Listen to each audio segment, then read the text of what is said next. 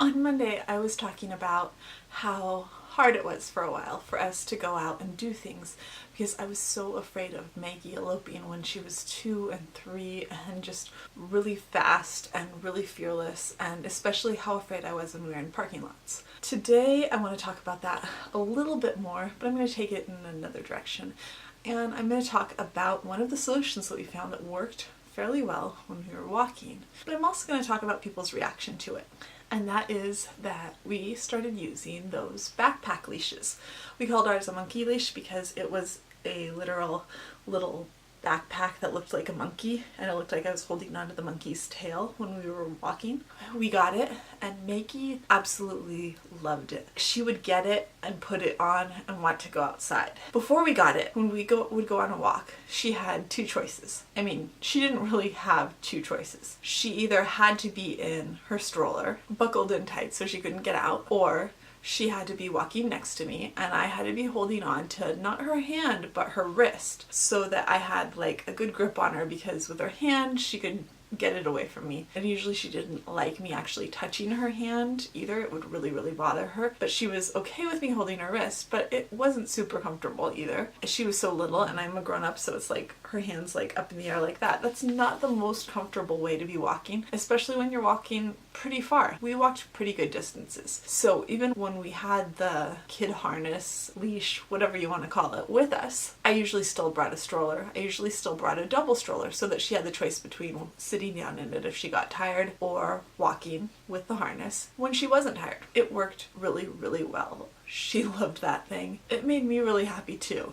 because it gave her freedom where she could run in a radius around me and have more freedom than she'd really ever had before when we were out on walks, to pick things up and look at things, and I could stop and wait for her, and I didn't have to worry that she was going to dart out into the street and be hit by a car. I really appreciated her having that sort of freedom. And sometimes if we weren't going too far, we didn't even bring the stroller. I would put Patrick on my back in a carrier because he was still little at this point, or on my front when he was really tiny. And Sadie would walk along with us and we would just go out on walks together. But there's one particular day that I really have never been able to forget. And that was the day, I can't remember now if it was the day that Maggie was diagnosed with autism or if it was the day after. It was roughly in the 24 hours that we got Maggie's autism diagnosis. I had found out, I remember getting the call from, I believe that it was actually the speech language pathologist that was in with the psychologist who did the ADOS, called me and gave me the news and said that there would be some paperwork coming in the mail and that a social worker would be calling me. I just remember standing in the kitchen holding the phone. A while later, I decided that we were going to go on a walk. One of Maggie's favorite things to do at that point was to walk down to this pet store that was probably like a mile, little bit less than a mile from our house. So I put Patrick in a baby carrier on my back. I got Maggie's little monkey harness out and she strapped it on and we started walking. It was October, it was nice, not a super cold October day, just kind of perfect Michigan fall weather. And we started walking and we made it to the pet store. Maggie just adored looking at the fish at that pet store. And so we hung out there for a while and finally we hauled her away from the fish, got her out of the store, and we started walking home. We went under the underpass of the highway. We were waiting at the crosswalk and all of a sudden this SUV pulled up next to us. This woman with gray hair hung out the window and started yelling at me about my puppy and how nice my little puppy was and how good she was doing on her little dog walk. And I think really that on any other day it wouldn't have been so devastating. But on that day, when I'd just gotten her autism diagnosis, for that woman to do that thing, it was pretty hard. I don't know, maybe she thought she was being funny. It probably reached a level of unkindness that she really couldn't even imagine, just because of a scenario that she really probably couldn't even imagine. She couldn't imagine why I had my 3-year-old on that harness. It was so much easier to hold on to the harness and not hold on to her arm. And it was so much less dangerous for her, for all of us, when I was holding on to the harness strap and not onto her physically. It was easier for her to walk that way.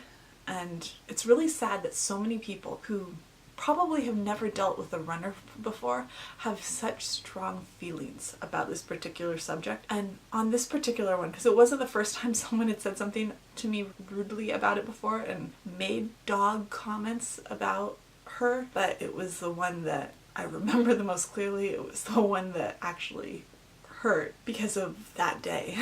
I do think that most of the people that have problems with kids wearing harnesses haven't had a runner and haven't had a kid that, if you let go of them for a second, will dash into traffic 100% of the time. They haven't had a kid that could easily be that kid who is on the news, who's missing, who everyone's searching for. They haven't been a parent who watches the news and sees those stories and thinks, that could be my kid because my kid loves water and doesn't realize that she can't swim and is attracted to water like a moth to a flame. It's terrifying. And that this harness makes our life a little tiny bit safer. That we've done 1,000 different things to eliminate the various hazards to keep her from being able to elope. That's why she's still here with us. And that's why we've been able to keep her safe. But people just don't get it. Those are the people that feel like they have the right to comment on other people's lives, that they have the right to come up to a mom and a kid or a dad and a kid and make comments that are rude and inappropriate, and that, hey, the kid hears too. You're not just being rude to the parent. You're comparing a little kid to a dog when you say those things in front of the little kid. Eventually we did stop using it. Maggie is bigger and those little plastic clasps wouldn't really work with her. And Tessie, it remains to be seen whether Tessie's gonna need one. Tessie is known as being a runner at her school because she'll elope out of her classroom. She'll take off and go to the classroom that has a trampoline in it. And I know I have to watch her when we're out in public because she will dart away, but she's also pretty clingy with me. I'm not exactly sure if she is going to take after her big sister and be a runner too. I guess we'll see. Anyways, I know if you're here, you're probably not someone who says rude things to people who have their kid wearing a harness. But I also know that I used to have a lot of different thoughts about a lot of different parenting things before I was a parent. I don't specifically remember thinking badly of those harnesses, but I don't really remember thinking anything about those harnesses before I had kids. Becoming a parent, particularly becoming a parent to my kids, has changed my perspective on so many things. And so I thought I would offer this little bit of parenting perspective, our experience, why those harnesses have been so helpful to our family, so that next time you see a kid out wearing one, hopefully no negative thoughts go through your head. Anyways, that is it for today. If you like this video, I'd love it if you would hit thumbs up, and if you're interested in all things autism, I'd love it if you'd hit that subscribe button, and I'll see you tomorrow. Bye.